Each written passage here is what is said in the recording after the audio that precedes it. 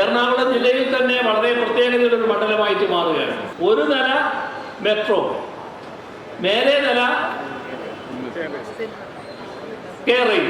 മൂപ്പര് പറഞ്ഞ ഒന്നാമത്തെ നിലയിൽ നിന്നിട്ട് ഇറങ്ങിയിട്ട് കുറച്ചങ്ങോട്ട് നടന്നാല് വലിയൊരു കെട്ടിടം കാണാം. യാഥാർത്ഥ്യമാക്കില്ലെന്ന് പലരും കരുതിയ പല പദ്ധതികളും അവരുടെ തന്നെ കൺമുന്നിൽ യാഥാർത്ഥ്യമാവുകയാണ്.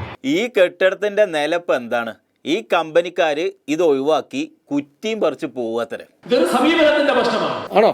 എന്ത് ഇക്കണ്ട പണിയൊക്കെ ചെയ്തിട്ട് നിർത്തിപ്പോകലോ? ഇത് പല കാര്യങ്ങളിൽ ഉണ്ടായിട്ടുണ്ട്. അല്ല, ഇതിനെപ്പറ്റി എന്താ ആരും ഒന്നും മിണ്ടാത്തെ? ചോദിക്കാനും പറയാനൊന്നും ആരും ഇല്ലേ? ഒരു ചർച്ച വേണ്ടേ പൊതുസമൂഹത്തിൽ? എന്തുകൊണ്ട് ഇത് അവസാനിപ്പിക്കുന്നു? പറയട്ടെ, എന്താ പരിപാടി എന്ന് പറയട്ടെ. ടീകോം കുറെ കാലമായിട്ട് അതിനകത്ത് നമുക്ക് മുന്നോട്ട് പോയിട്ടില്ല സ്മാർട്ട് സിറ്റി പദ്ധതിയിൽ. 2004 മുതൽ കേൾക്കാൻ തുടങ്ങിയതാണ് ഈ സ്മാർട്ട് സിറ്റി പദ്ധതി. അതിൻ്റെ ഇടയ്ക്ക് പല പ്രശ്നങ്ങളും ഉണ്ടായി. ഉന്തിത്തള്ളി അവസാനം 2011 ഒന്ന് ജീവൻ വെച്ചു. ഇപ്പം 13 കൊല്ലം കഴിഞ്ഞപ്പോൾ അത്ര മനസ്സിലായത് ടീകോം കമ്പനി പോണത് പുറകിലോട്ടാണ്. ആ പെർഫോം ചെയ്യാത്തതിന്റെ പേരിലാണ് ഇത് അവസാനിപ്പിക്കാൻ പോകുന്നെങ്കിൽ ആര് പെർഫോം ചെയ്യാത്തതിന്റെ പേരിലാണ്? അപ്പൊ പെർഫോമൻസിന്റെ കാര്യം പറഞ്ഞ് തുടങ്ങാം. അല്ല, ഈ സ്റ്റാർട്ടപ്പുകളുടെ കാര്യത്തില് നമുക്ക് മാർക്ക് എത്ര? സ്റ്റാർട്ടപ്പുകളുടെ കാര്യത്തില് രാജ്യം അതിന് റാങ്കിങ് നൽകി. കേരളത്തിലാണ് 1ാം സ്ഥാനം നൽകിയത്. ഇന്ന് റാങ്ക് ഒന്നും വന്നിട്ടില്ലെങ്കിലും ഒരു വാർത്ത വന്നു. കൊച്ചി സ്മാർട്ട് സിറ്റി പദ്ധതിയിൽ നിന്ന് പ്രധാന പങ്കാളിയായ ടീകോമിന്റെ പിന്മാറ്റത്തിന് പിന്നിൽ ദുരൂഹതയോ? അപ്പൊ ഈ സംഗതി എങ്ങനെയാ സംഭവിച്ചേ? നിക്ഷേപ സൗഹൃദമാക്കി എങ്ങനെ സംസ്ഥാനത്തെ മാറ്റുന്നു എന്നതിന്റെ ഭാഗമായി സംഭവിച്ചതാണ്. അങ്ങനെ മാറ്റാൻ നോക്കിയതാണ്. ആ മാറ്റം എന്താണെന്ന് വ്യവസായ മന്ത്രി പറയും. നമുക്കാണെങ്കിൽ കൊച്ചിയിൽ സ്ഥലത്തിന് വേണ്ടിയുള്ള ആവശ്യം വളരെ കൂടുതലാണ്. കൊച്ചിയിൽ നമുക്ക് സ്ഥലം വേണം. അപ്പൊ 10-13 കൊല്ലായിട്ട് ഇതൊക്കെ കെട്ടിപ്പൊക്കിയ സ്ഥലം നമുക്ക് തിരിച്ചു വാങ്ങാം. ഇതെന്ത് പദ്ധതിയാ? ഭൂമി കച്ചവടം. അല്ല, ഈ സ്ഥലത്ത് പിന്നെ വേറെന്ത് പരിപാടിയാ നടത്താൻ പോണേ? ഇൻഫോ പാർക്കിൻ്റെ ഏകദേശം മുഴുവനായി കഴിഞ്ഞു. അടുത്ത ഘട്ടത്തിലേക്കുള്ള പ്രവർത്തനങ്ങൾ നമ്മളിപ്പോൾ ലാൻഡ് പൂളിങ്ങിലേക്ക് പോവുകയാണ്. സ്മാർട്ട് സിറ്റി അവസാനിപ്പിക്കാനുള്ള തീരുമാനം ആ ഘട്ടത്തിലാണ് ഈ ഭൂമി നമ്മൾ കൊടുത്തിരിക്കുന്നത് ഉപയോഗിക്കാതെ കിടക്കുന്നത്. അപ്പോൾ ആ സ്ഥലം ടീകോമിൻ്റെ കയ്യിൽ നിന്ന് ഇങ്ങോട്ട് തിരിച്ചു വാങ്ങിയിട്ട് അവിടെ ഇൻഫോ പാർക്ക് വികസിപ്പിക്കുക, അതല്ലെങ്കിൽ വേറെന്തെങ്കിലും പദ്ധതി കൊണ്ടുവരിക. അതിന് നമുക്ക് സ്ഥലം വേണം. അതിന് ഇപ്പോഴുള്ളവർ ഒഴിഞ്ഞു തരണം. ഇതല്ലേ രാജീവ് മന്ത്രി പറഞ്ഞതെന്ന് നമുക്ക് മനസ്സിലാവുക.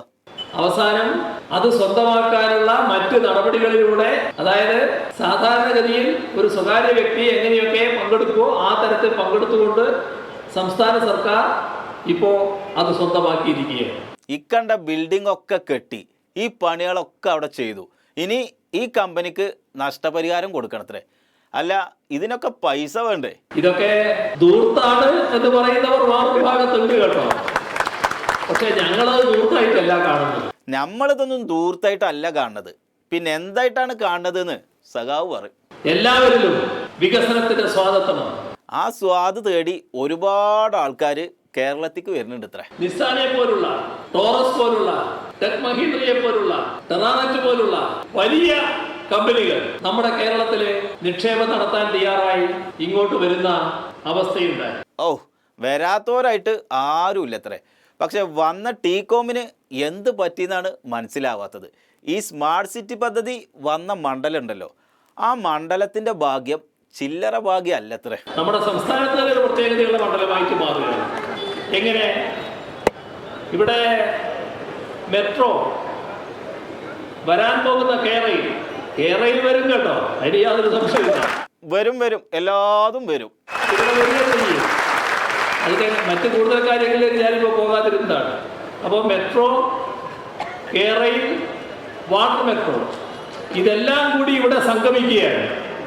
ആ സംഗമ സ്ഥാനമായിട്ട് തൃക്കാക്കര മാറുകയാണ്. ഇതിനോടൊപ്പം തന്നെ മറ്റൊരു പ്രത്യേകത, ആ പ്രത്യേകത ലേശമുള്ള പ്രത്യേകതയാണ്. ഒരു നില മെട്രോ, മേലെ നില കേരളയിൽ. ആ ഒരു സ്റ്റേഷനും ഇവിടെയാണ് വരാൻ പോകുന്നത്. കേരളത്തിൽ അത്തരം ഒരു സ്റ്റേഷൻ ഇവിടെയാണ് ഉണ്ടാകാൻ പോകുന്നത്. ഇപ്പം എണ്ണിയതിൻ്റെ കൂട്ടത്തിൽ എണ്ണേണ്ട പദ്ധതിയായിരുന്നു സ്മാർട്ട് സിറ്റി. സാരല്ല, ഒരു നില മെട്രോ, ഒരു നില കേരളയിൽ. ഇനിയിപ്പോൾ വെച്ചിട്ടുള്ള വല്ല പദ്ധതിയും കൊണ്ടുവരാനാണോ ഈ സ്മാർട്ട് സിറ്റി ഒഴിവാക്കിയതെന്ന് അറിയില്ല. കാരണം സ്മാർട്ട് സിറ്റിയിൽ ഇല്ലല്ലോ.